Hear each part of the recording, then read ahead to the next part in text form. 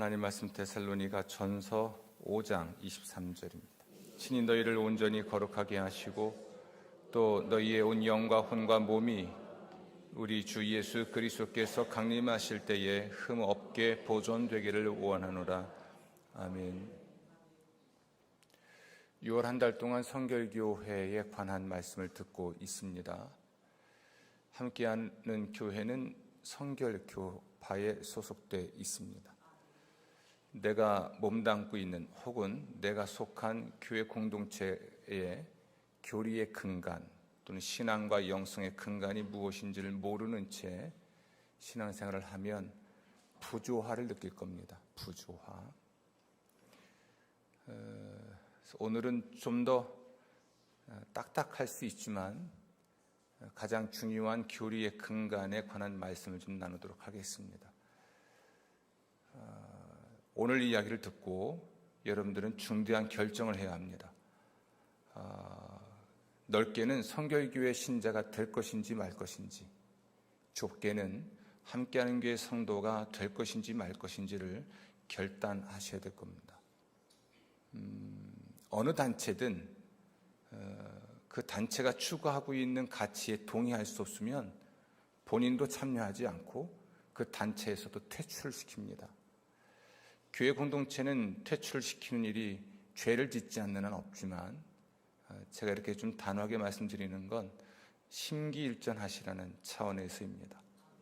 함께하는 교회의 성도로서, 함께하는 교회의 일원으로서 어떤 마음가짐을 가져야 될지를 말씀을 들어야 되기 때문에 좀 허리를 동이시고 마음의 허리도 좀 동이시고 다짐을 새롭게 하시기를 부탁을 드리겠습니다. 사도 바울은 나는 복음을 부끄러워하지 않는다.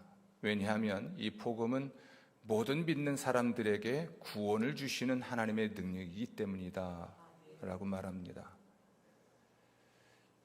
우리의 구원을 위한 복음에 관한 4가지 핵심 교리, 그것이 사중복음입니다. 누군가가 여러분에게 사중복음이 무엇이냐고 물은다면 사중복음이니까 복음의 4가지 핵심 교리입니다. 혹은 우리 구원에 관한 하나님의 복음의 4가지 핵심입니다. 이렇게 말씀하시면 돼요. 여러분, 이 복음은 모든 믿는 자에게 구원을 주시는 하나님의 능력인데요. 우리의 구원에 관한 4가지 핵심 혹은 4가지 핵심 교리를 알 때 우리는 온전한 구원을 경험할 수가 있습니다. 아멘. 사중복음은 이렇게 복음에 관한 또는 복음의 4가지 핵심 교리 또는 핵심인데요. 이것을 기독교 대한 성결교회는 순교하며 지켰습니다. 1943년에 교단이 폐쇄될 때도 재림신앙 때문에 폐쇄당했고 저 아랫역에서 기독교에 대한 성결교회가 이단 소리를 듣는 이유 중에 하나가 거긴 고신측이 많은데요. 신유, 하나님의 치유에 관한 복음을 강력하게 전하고 예수님이 세상에 다시 오신 후에 천년왕국이 도래할 것이라는 교리 때문에 이단 취급도 받아왔습니다. 사중복음, 우리를 구원하는, 인류를 구원하는 복음에 관한 4가지 핵심 교리, 이것을 순교하며 지켜왔고 그렇게 117년을 이 한국 땅에서 이어왔죠.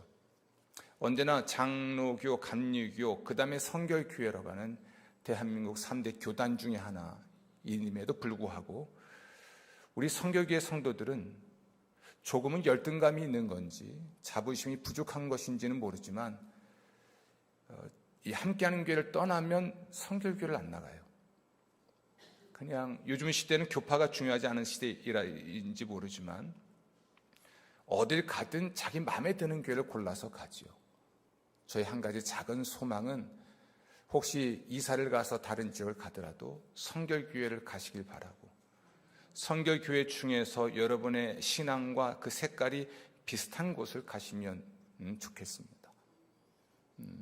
기독교에 대한 성결교회의 성도가 된 것이 또 기독교에 대한 선교교회의 세례교인인 것을 좀 자랑스러워하시고, 역사적으로 보면 교단이 폐쇄를 당한 교단이 선교교회가 유일해요.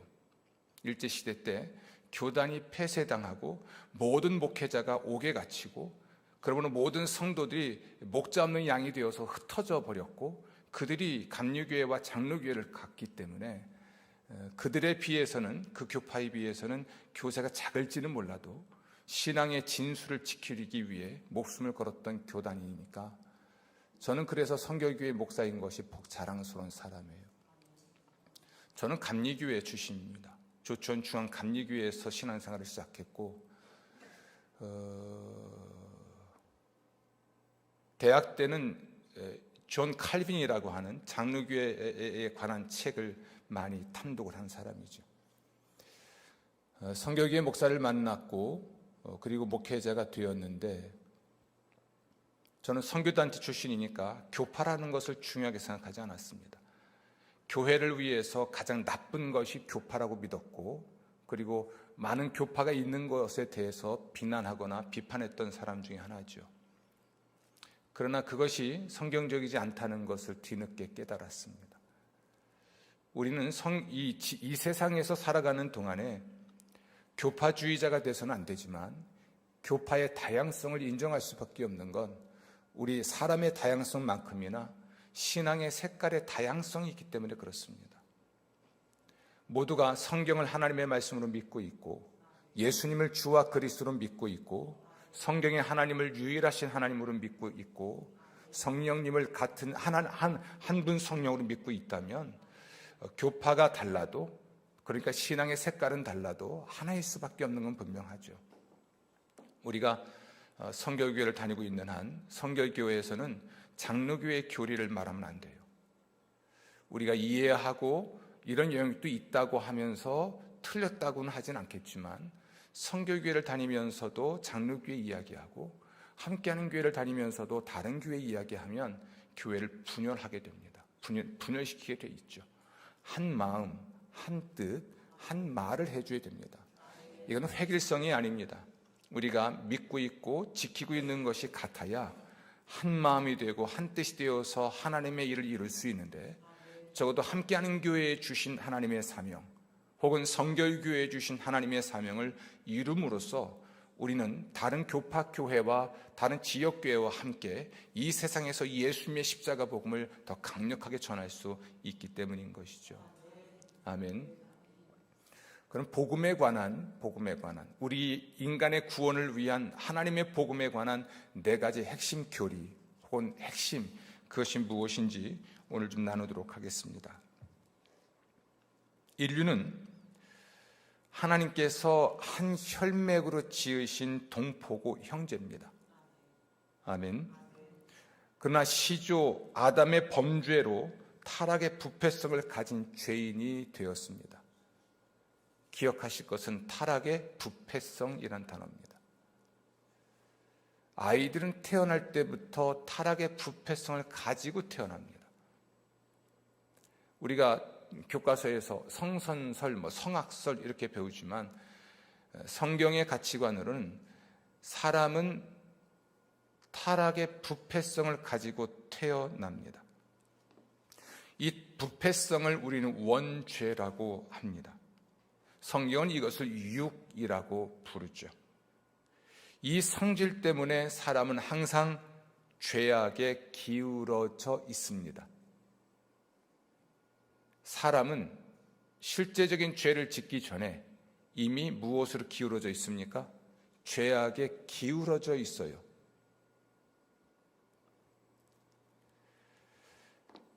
이 타락의 부패성 때문에 죄악으로 기울어져 있는 인류는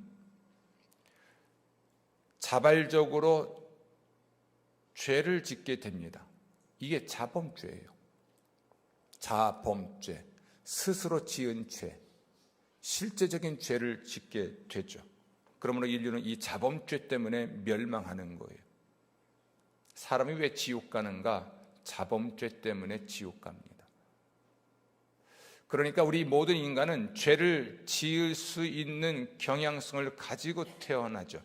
아담은 그렇지 않았습니다.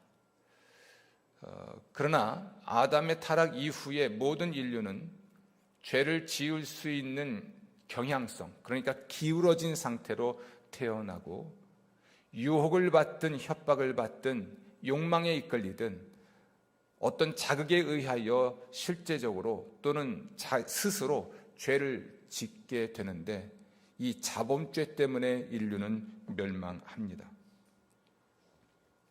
게다가 인류는 이미 이 부패성을 가진 존재로서 자기를 구원할 능력이 없습니다.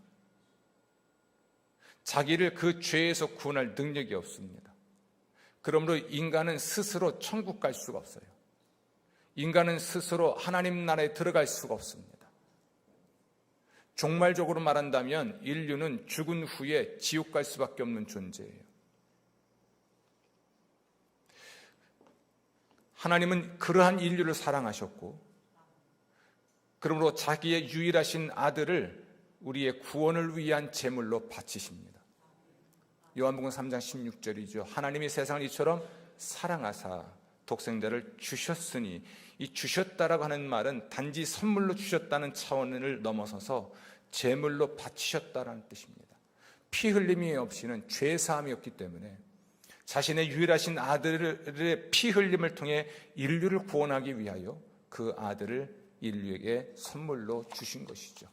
따라서 그를 믿는 자마다, 그러니까 예수를 믿는 자마다 멸망하지 않고 영생을 얻을 수 있게 됐습니다.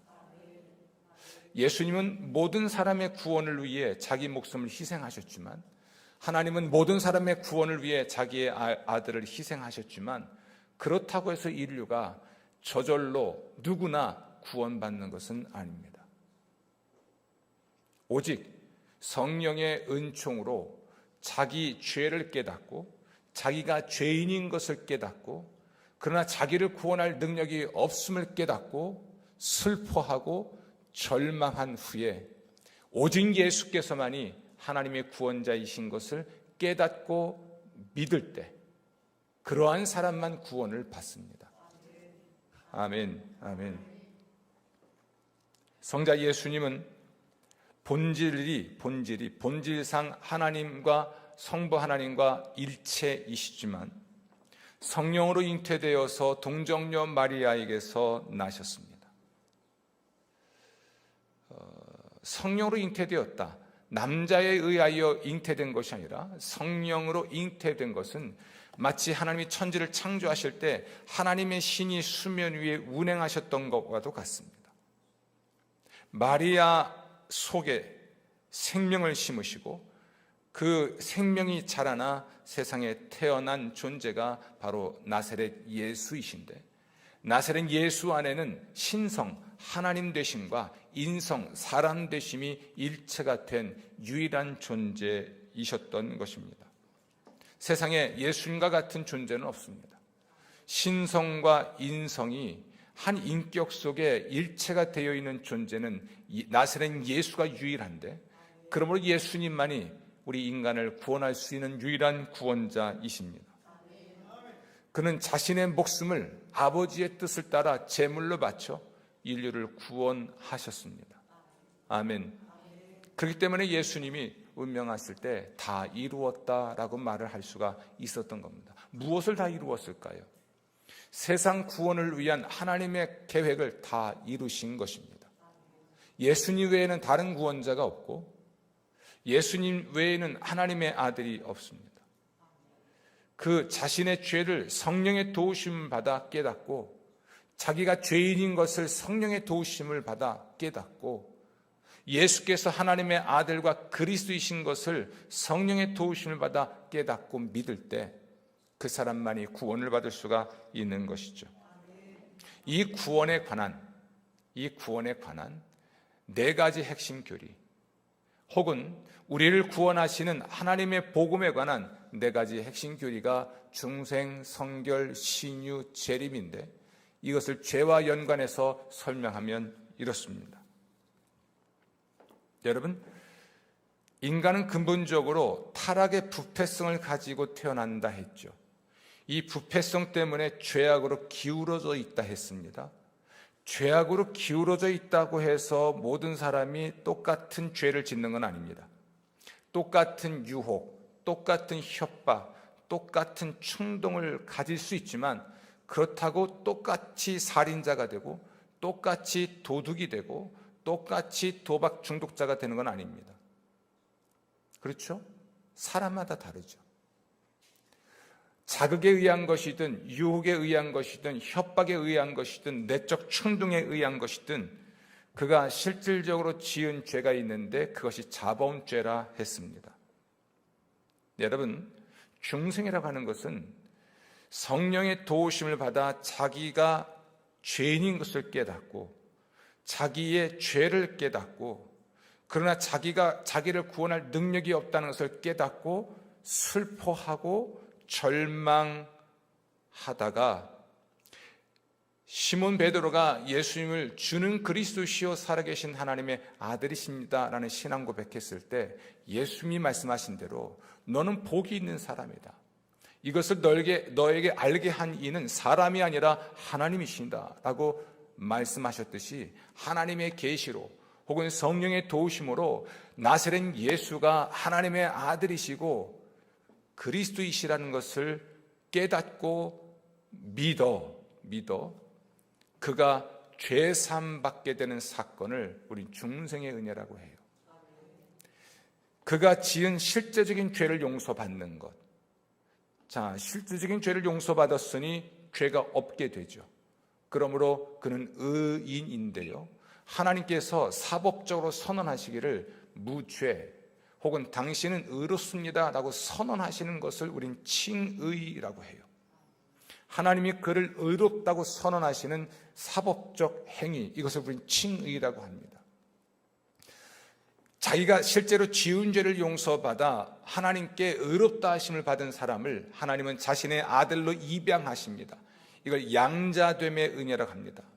양자, 하나님의 자녀됨의 권세를 받는 것. 요한복음 1장 12절 말씀은 영접하는 자 곧 그 이름을 믿는 자들에게는 하나님의 자녀가 되는 권세를 주신다 했죠. 아멘. 죄를 회개하고 예수를 믿어 내가 실제적으로 지은 죄를 용서받았기 때문에 하나님이 나를 의롭다고 선언하시는 것을 칭의라고 하고, 의롭다 하심을 받은 선언하신 그 사람을 자신의 자녀로 입양하시는 것을 우리 양자됨이라고 하고, 예수를 믿는 믿음으로 그의 영혼에 일대 변혁이 일어나게 되는데 이것을 우린 중생이라고 해요. 하나의 사건을 세 가지 의미로 설명하는 겁니다.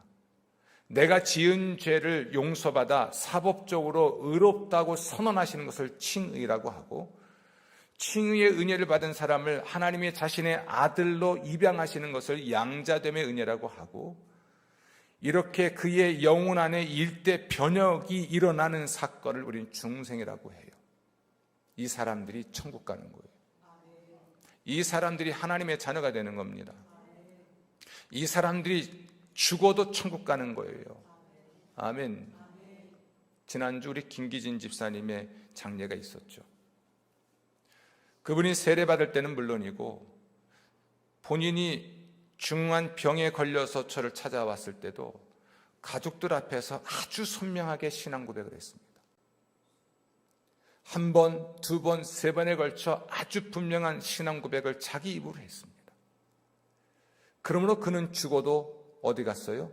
천국 갔다. 이렇게 말을 하는 거예요. 이 신앙 고백이 명확하지 않은데 예배당만 드나든다고 해서 그가 천국 가는 거 아니에요.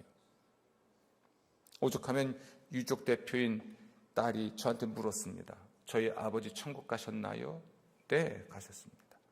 목사의 신앙 양심으로 확언하건대 천국 갔습니다. 두 번, 세 번 반복해도 그의 신앙 고백은 분명했으니까요. 이렇게 칭의의 은혜, 또 다른 말로 양자됨의 은혜, 또 다른 말로 중생의 은혜를 받은 사람은 죄와 관련하여 무엇으로부터 구원받은 거냐면 실제적인 죄에서 구원받은 거예요. 자범죄에서 구원받은 것입니다. 그러나 한 가지 인간의 숙제가 있죠. 문제가 있죠. 그의 마음속에 타락의 부패성을 가지고 있잖아요. 이것 때문에 무엇으로 기울어져 있습니까? 죄악으로 기울어져 있죠. 그래서 죄를 지을 수밖에 없단 말이에요. 이미 죄악으로 기울어져 있는 상태에서 죄의 유혹을 받거나 또는 위협, 협박을 받거나 내면의 욕구와의 충동이 강력해지면 그것을 이기지 못한 채 죄를 지은 것이 실제적인 죄고, 이 죄의 뿌리가, 실제적인 죄의 뿌리가 인간의 마음속에 있단 말이에요. 예수 그리스도의 용서는 온전한 용서고 예수 그리스도의 구원은 온전한 구원입니다. 이 온전하다고 하는 것은 두 가지 차원에서 그래요. 실제적인 죄에서의 구원이고 상태로서의 죄, 곧 마음의 부패성에서의 구원을 의미하기 때문에 온전하다 이렇게 말을 하는 것입니다. 성결의 은혜 또는 성결의 복음이라는 건 근본적으로 인간의 마음에 있는 타락의 부패성을 예수의 보혈로 정결하게 씻어내시는 거예요. 부패성을 정결하게 씻으시는 것. 마음의 부패성을 정결하게 씻어내신 후에 그를 하나님의 일을 위하여 구별하시는 것, 이걸 성별의 은혜라고 합니다. 우리 안에 있는 부패한 본성을 정결하게 하신 후에 이렇게 성결하게 된 사람을 하나님의 일을 위하여 별도로 구별하시는 것이 성별의 은혜입니다. 여러분, 성별이라는 건 하나님을 위하여 특별히 구별한 존재, 이게 성별의 은혜를 받은 사람이에요. 이것이 그냥 가구에 불과하지만 성구일 수 있는 건 예배를 위하여 구별됐기 때문에 수없이 많은 나무들 중에서 예배를 위하여 구별됐기 때문에 성구라고 합니다. 성별, 하나님을 위하여 구별된 존재, 구별된 것을 성별이라고 합니다.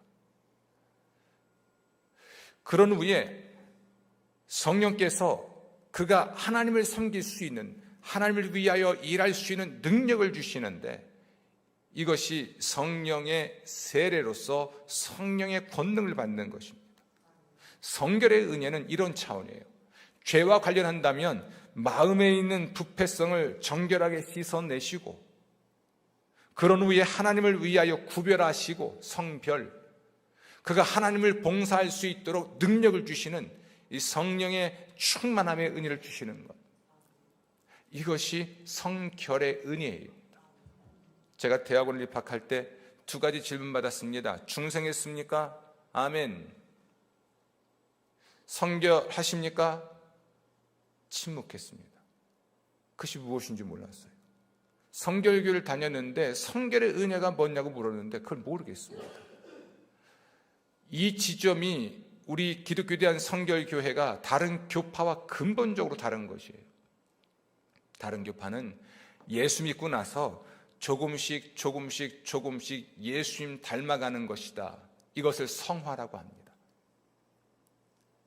그러나 우리 기독교에 대한 성결교회는 조금씩 예수님을 닮아가는 성화의 과정 중에 급진적으로 과격하게 갑자기 우리 안에 있는 부패한 본성을 성령이 씻어내시고 하나님을 위하여 성별하시고 하나님의 섬길 능력을 주시는 그 사건이 있는 거예요.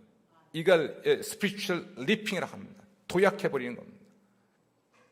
내 안에 부패성을 씻어내시고 하나님을 위하여 성별하시고 하나님의 일을 할 수 있는 능력을 주시는 은혜, 성결의 은혜를 받은 사람만이 능력 있는 그리스도인이 되고 하나님의 일꾼으로 귀하게 쓰임받고 유혹과 협박과 내적 충동에 의하여 죄를 안 짓거나 덜 지을 수 있는 거예요. 아멘. 성결의 은혜 받으셨습니까? 성결의 은혜. 목회자가 되는 신학교에서도 당신이 성결교회 목사가 되려면 성결의 은혜를 받아야 됩니다 하여 이 성결의 은혜를 받기 위해 사모하고, 교단 헌법도 그렇습니다.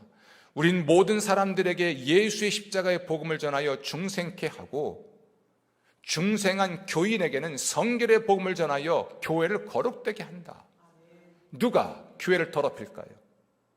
성결의 은혜를 받지 못한 사람들이 더럽히는 거예요. 죽어도 천국은 가겠으나 성결의 은혜를 받지 못한 채로 사는 까닭에 교회를 거룩하게 하지 못해요. 교회를 더럽힙니다. 진지하게 여러분 신앙 양심에 손을 얹고 질문해 보세요. 나 거듭났나? 안수집사를 세우는 과정에서 질의응답을 해나가는데 구원의 확신이 없는 분이 있어요. 안수집사로 임직을 해야 돼요, 말아야 돼요? 그 사람 집사도 할 수 없습니다. 교회를 성실히 나와서 5년간 혹은 7년간 근속, 그러니까 매년 집사 임명을 안 받아도 될 만큼 7년간 계속 집사 임명 받았는데 중생의 은혜 경험이 없어요. 중생의 확신이 없어요. 그러니 이런 사람이 성결의 은혜를 알겠습니까? 그런데 교회를 성실히는 나왔다는 이야기예요. 7년 동안 집사 임명 받았다는 얘기는 11조도 했고 주일도 잘 지켰다는 이야기 아니겠습니까? 근데 중생의 확신이 없어요. 불행하죠. 그러한 사람이 때가 되면 장로가 되니까 거듭나지 못한 사람인데다가 성결의 은혜를 경험도 못했으니까 장로가 돼서 정치질이나 하는 것이죠.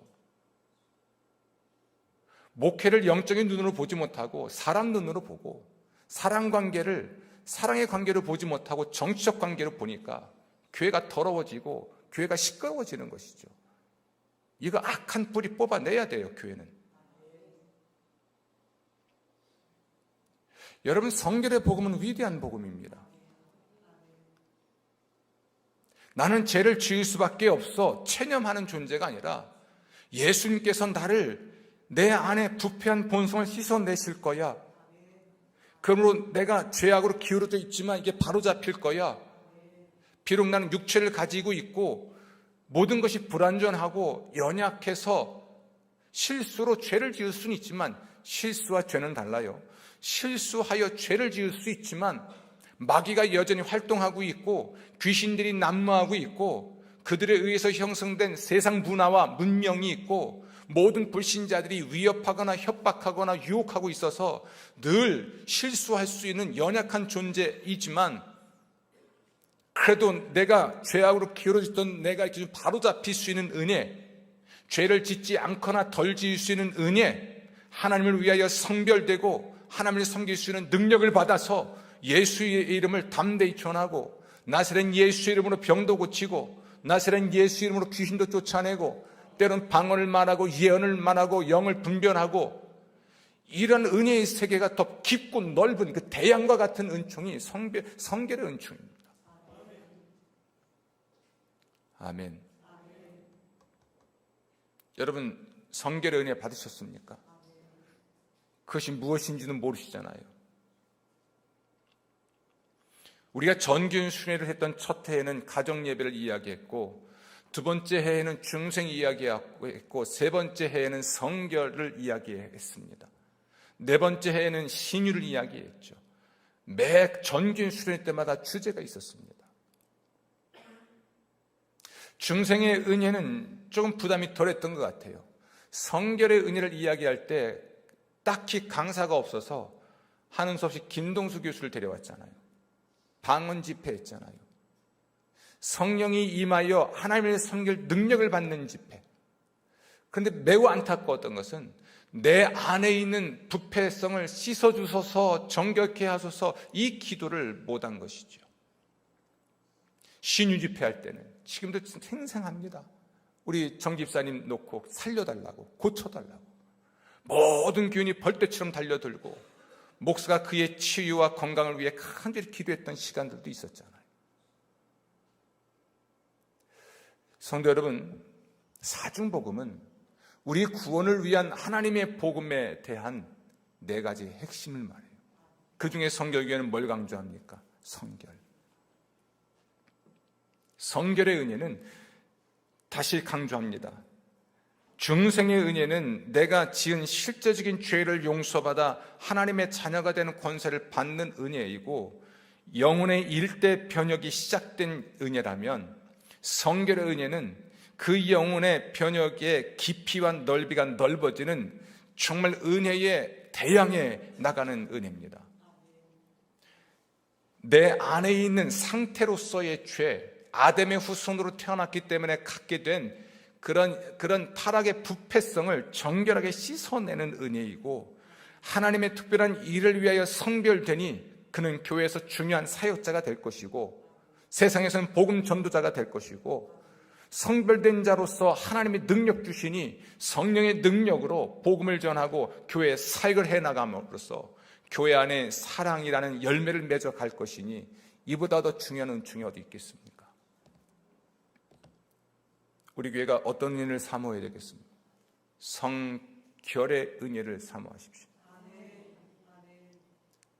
대안이 없어요. 코로나 이후의 목회를 고민하고 답을 찾기 위해서 지난 3년, 4년도 고민하고 다양한 걸 이야기했지만 결론은 하나예요. 제가 안 해본 게 없습니다. 20년 동안 우리 교회 부흥시키려고 안 해본 게 없는데 막힌 데가 딱 하나 있습니다. 막힌 구멍이 하나 있어요. 여러분, 촛대가 있는데 이 촛대로 기름이 아무리 가득해 뭐합니까? 공급이 안 되면 이 등잔대에서 불이 안 타오르잖아요. 공급이 돼야죠. 성령의 기름 부으심이 없는 거예요. 성령의 충만함이 없는 거예요. 성령의 세례가 뭔지를 모르는 거예요. 성령 세례는요, 순간적인 은혜입니다. 과정이 아니에요. 성령의 도우심을 받아서 예수님을 점진적으로 닮아가는 것인데 그것을 성화라고 하고요. 성화의 과정 중에 어느 순간에 갑자기 성령께서 내 안을 개혁하시는데 내 안에 있는 부패성을 씻어내시고 하나님의 소명을 분명하게 하시고 그 소명을 이루기 위한 갈망을 주시고 그걸 이룰 수 있는 능력을 부어주시는 그 순간이 있습니다. 이 순간의 은혜, 평생에 딱 한 번 경험하는 이 은혜 경험이 있는 사람이 본인이 충만하지 않은 상태를 알아요. 내가 이러면 안 되는데, 내가 지금 성령으로 충만하지 않구나, 내가 지금 이러면 안 된다. 자신의 영적 상태를 정확하게 아는 거예요. 이 성령 세례의 은혜 경험이 없으니까 그게 무엇인지도 몰라서 그냥 그렇게 사는 거예요. 엄마 뱃속에서 태어났는데 죽는 그날까지 영아 상태로 그냥 사는 거예요. 영적으로 태어나긴 태어났습니다. 하나님의 자녀는 자녀입니다. 죽는 그날까지 영아 상태로 그냥 머물러 있습니다. 예수 믿는 신앙의 연수는 10년, 20년, 30년, 40년 모태신앙인인지라 평생인데 그냥 태어난 상태로 죽는 그날까지 그대로 머물러 있는 거죠. 예수를 닮기는커녕 점점 더 학습된 그리스도인, 예배의 순서, 예배의 용어, 신학적 개념, 성경에 대한 이해, 성경에 대한 역사적 이해, 신학적 이해, 어떤 분은 히브리어, 헬라어, 아람어, 라틴어까지 다 습득했으나 성령의 은총이 없으니 능력도 없고 사랑도 없고, 이 성령 역사 때문에 우리가 영혼만 죄에서 구원받을 뿐 아니라 병에서 구원받고 귀신에게서 구원받아 우리의 몸과 마음이 온전해지는 것이 신유입니다. 그래서 전인구원입니다. 오늘 함께 읽었던 이 말씀 데살로니가전서 5장 23절 말씀은 우리의 온 영과 혼과 몸이 예수님 다시 오실 때까지 흠없게 보존되길 원한다는 기원이고 축복입니다. 우리의 영혼만이 아니라 우리의 몸까지 예수님 다시 오실 때까지 하나님이 보호하신다, 보존하신다. 이 말은 우리를 병에서 구원하시고 우리의 인격과 우리의 육체를 말살하는 마귀와 귀신의 세력에서 구원하시는 놀라운 신유의 은총에 관한 말씀입니다. 저는 하나님의 치료를 믿습니다. 최근 몇 달 동안 우리 교회는 많은 사람이 하나님의 치유를 경험했습니다. 의사들이 고칠 수 없는 병을 하나님이 고치셨습니다. 간증들이 많아요. 이제도 그리하실 것입니다. 예수님의 구원이 단지 영혼만의 구원이라면 온전할 수가 없는 겁니다. 우리 인간은 육체와 영혼이 일체가 된 존재잖아요. 하나님이 우리를 구원하신다고 할 때는 영혼만 구원하시지 않고 육체도 구원하십니다. 아멘. 문제는 이걸 머리로만 알고 있으니까 문제예요. 옛날에 강다리 목사님이 그랬습니다. 대갈빵만 이만해서. 저분이 왜 저렇게 험하게 말씀하시나. 강다리 목사님, 옛날 분들은 기억하십니까? 강다리 목사님, 한월산 기도는 이천성 목사님. 부흥에 오셔서 하신 말씀이 그 말씀이에요. 신학교 교수들을 비난하시면서 대갈빵만 이만했지 구원도 못 받았고 능력도 없는 죽은 것들이라고. 신앙생활이 그러면 안 돼요. 하나님의 치유가 가능하죠. 근데 내가 아프면 기도 안 해요. 내 자식이 아프면 기도 안 해요. 하나님이 나를 나의 병에서 큰 병이든 작은 병이든 구원하신다는 이 하나님의 신유의 은총을 모르고 있는 것이죠. 신유의 은총을 교단 헌법에 못을 박아놨단 말이에요. 그리고 우리의 영혼과 우리의 육체를 최종으로 구원하시기 위해서 예수님 다시 오시는 것이 재림신앙이에요. 우리의 구원과 관련해서 사중복음, 우리 구원에 관한 4가지 핵심을 이야기하자면 성결을 강조했지만 중생, 성결, 신유는 우리의 육체와 마음의 구원에 관한 것이고 재림은 우리의 최종 구원에 관한 것입니다. 예수님 다시 오시면 마귀도 귀신도 지옥불에 들어가고 적그리스도, 거짓 선지자, 모든 불신자 지옥불에 들어갑니다. 이 세상에 유혹도 없고 협박도 없습니다. 따라서 죄 짓는 일도 없고 병드는 일도 없습니다. 병들지 않는다는 것, 우리가 구원을 받아서 더 이상 병들지 않고 살게 된다는 것, 사별의 슬픔이 없고 애통함이 없게 된다는 것, 이 부활의 은혜와 최종 구원의 은총을 오늘 여기서 경험하는 이 은총이 재림의 은총이요 신유의 은총입니다. 성결의 은총이고 중생의 은총입니다. 아멘. 기독교에 대한 성결교회를 특징 짓는 중요한 핵심은 성결이고요. 이것의 최종 성결, 온전한 성결이 완성되는 것이 재림이에요.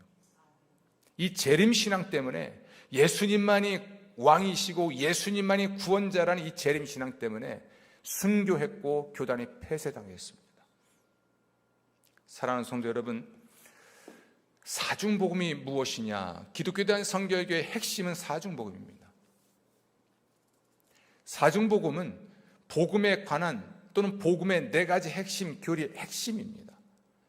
이걸 우리가 강조하고 믿고 있는 것이 성결교회인데 함께하는 교회는요, 이것을 근거로 사명선언문 만들었죠. 우린 중생, 성결, 신유, 재림의 복음으로 한 사람을 성결한 신자로 세운다. 아멘. 이 사명선언문을 가슴에 품고 늘 함께 이야기해야겠죠. 우리 함께하는 교회는 PEACE, 피스 2030 비전이 있습니다. 첫 번째가 플랜팅 처치인데 플랜팅 홈 베이스드 처치입니다. 두 번째 건 바꿨습니다. equipping the family. 세 번째는 assisting the poor, 가난한 자의 이웃이 된다. 세 번째 cultivating the Christian counterculture입니다. 마지막이 educate the next generation이잖아요. 이게 피스 2030 외친 지가 얼마나 오래됐습니까? 이게 뭔지는 모르는 채 교회 리더들이 돼서 뭘 하고 있는지도 모르는 채 그것을 위해서 뭘 해야 할지도 모르는 채 교회의 중요한 리더가 되면 교회는 산으로 가는 거예요. 그리고 코로나 이후의 목회를 위해서 우리가 하나님께 받은 것이 헤리티지 플러스입니다. 가장 오래된 새 것, 가장 오래된 것, 성경과 고대에서 중요했으나 우리가 잊었거나 우리가 소홀히 해서 매우 낯설어 새로운 것들, 그것이 가정이고 그것이 교리교육이고 그것이 성례이고 그것이 교회력이고 이런 것들을 묶어서 헤리티지라고 하고 신앙의 세대 계승. 부모는 교회 나오는데 자식들이 교회를 안 다녀요. 목사 자식들이 교회 안 다니고 장로 자식들이 교회 안 다니고 안수집사 권사 자식들도 교회를 안 나갑니다. 그러니 신앙의 세대 계승이 안 되는 거예요. 이것이 헤리티지 플러스입니다. 예수 안 믿는 사람들에게 예수 믿으라고 아무리 외치도 안 되는 시대인데, 아니 생각해 보세요. 내 자식도 예수 믿지 않는데 어디 가서 전도할 수 있겠습니까? 이런 것들을 묶어서 헤리티지 플러스라는 중요한 신앙 표제, 우리 교회의 표제가 나오게 됐습니다. 사랑하는 성도 여러분, 지금은 한 마음 한 뜻으로 같은 말을 해야 될 때입니다. 함께 해 주십시오. 성령이 여러분을 감동하시는 대로 함께 하십시오. 이 비전, 이 사명, 이 표제를 가슴에 품고 그것이 이루어지기를 밤낮으로 기도하십시오. 헌신하시고 또한 희생하십시오. 주께서 여러분을 통해 영광 거두시고 또한 여러분에게 반드시 보상하여 주실 줄로 믿습니다. 우린 물을 줄 수도 있고 우리는 또 씨를 뿌릴 수도 있습니다. 어떤 이는 털을 닦을 수도 있고 어떤 이는 벽돌을 놓을 수도 있을 것입니다. 우린 일한 대로 상을 받습니다. 일한 만큼 상을 받습니다. 아멘. 우리가 흔히 말하는 대로 부끄러운 구원 받는 것으로 만족하지 마시고 영광스러운 구원을 받는 여러분 되십시오. 하나님의 영광이, 하나님의 축복이 여러분과 함께 하시기를 기원합니다.